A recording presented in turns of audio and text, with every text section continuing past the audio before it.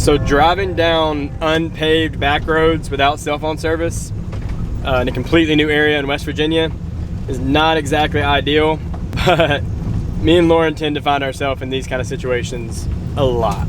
Yeah guys, this is not uncommon for us. Sir, you need to wear a mask. Can you put a mask on?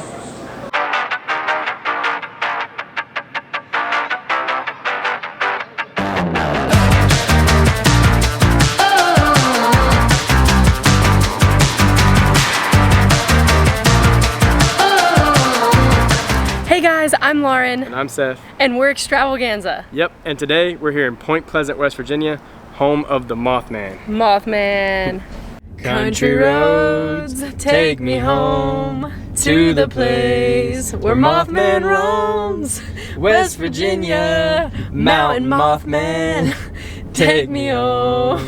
Country roads. Alright guys, so we are out here near the TNT igloos, and this is actually where the first few sightings of Mothman were at. So let's check this place out. I think it's gonna be pretty creepy. Hopefully we don't see Mothman here in 2020. It's been a crazy year, so this will just be the cherry on top of the cake. The TNT igloos slash bunkers. Basically a lot of World War II igloos were put up that they kept a lot of explosives and stuff like that in. So it's a little sketchy. Some of it seems to be on private property, but it's interesting just to be out here to where the original Mothman sightings were.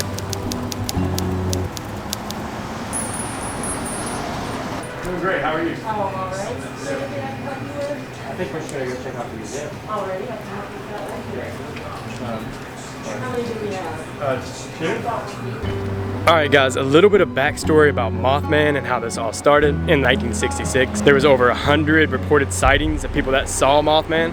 They described him as a giant man-like creature with an insect face, red eyes, and like a 10-foot wingspan. So all these sightings were kind of getting everyone spooked. There was a lot of different beliefs about who the Mothman was. Some people thought he was an alien. Some people thought he was a mutant. So a lot of theories, no one could really agree on who or what he was. In fact, some of the naysayers were trying to make sense of it all, and they were saying it could very possibly be a sandhill crane, which looks similar. It's like a big bird with red face. And then other people would literally say that they were all hallucinating. But personally, I think that one's kind of far-fetched. You know, 100 people hallucinating the same thing. I mean, unless it was like a massive shrooms epidemic going on here in Point Pleasant in the 1960s, which being that it was the 1960s, I guess it's not too far-fetched actually. So around the same time as Mothman, these men in black were roaming the streets here, and they were always said to be impeccably dressed, and they didn't have any blemishes, and their skin almost looked translucent. So people thought that they were either aliens or part of the government, and nobody knows why they were here, so it was really creepy to have them in town the same time as Mothman. Excuse me, sir, have you seen the Mothman? I'm just looking for a Mothman who was supposedly in this area. Definitely come check out the Mothman Museum if this is something that you're interested in or fascinated by. There's a lot of information here from people who wrote about Mothman and just eyewitness accounts, so much information. Pretty sure that this is going to be the only place for us to ever have a Mothman root beer on tap. So we're going to go in here and try it out. We're at the Point Pleasant Trading Co.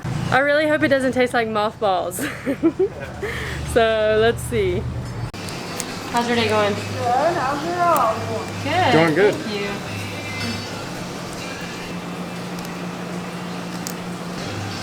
Ready? $4 even. Awesome. Thank you. There you are, 16 bags. Thank you so much. Have a good day.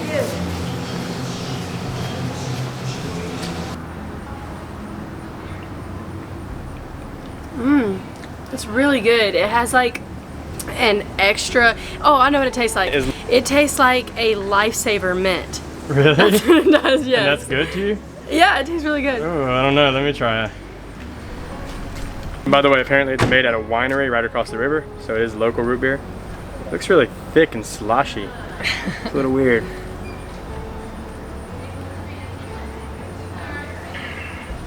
It's good. It has like a really classic root beer taste.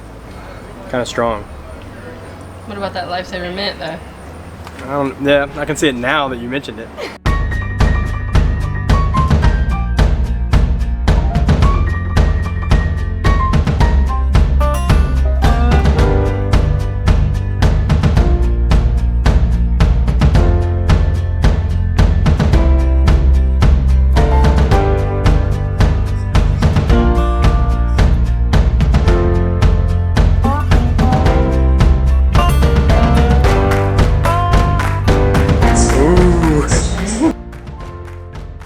Alright, so we are walking to the spot in the Ohio River where the Silver Bridge disaster happened in, what was it, 1960? 1967. The 1967 Silver Bridge collapse, where 46 people lost their lives.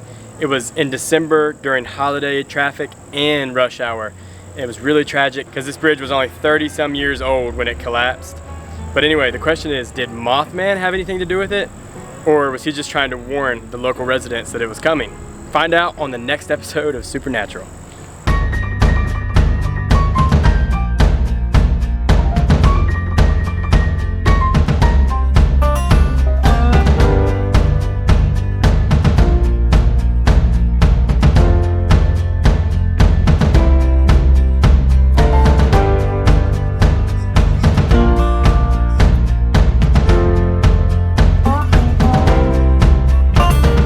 So it kind of died down until John Cale the writer came here in the 70s and he interviewed a lot of people. He also wrote a book about it called The Mothman Prophecies. And then in 2002 there was a Richard Gere, I don't know how you say his name, but there was a Richard Gere movie about Mothman, and the town decided to capitalize on this guy.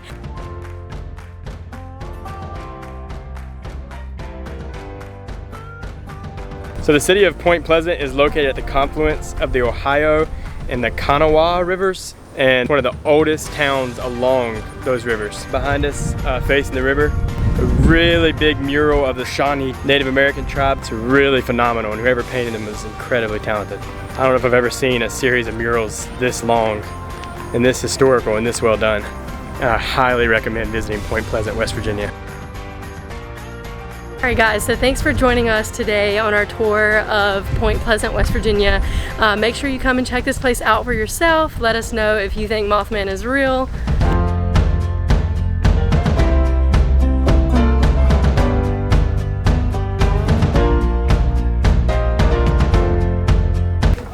Exploring an old house. It's like some kind of museum. What do you think, Lauren? Creepy, huh? This place is old. Yeah, really old.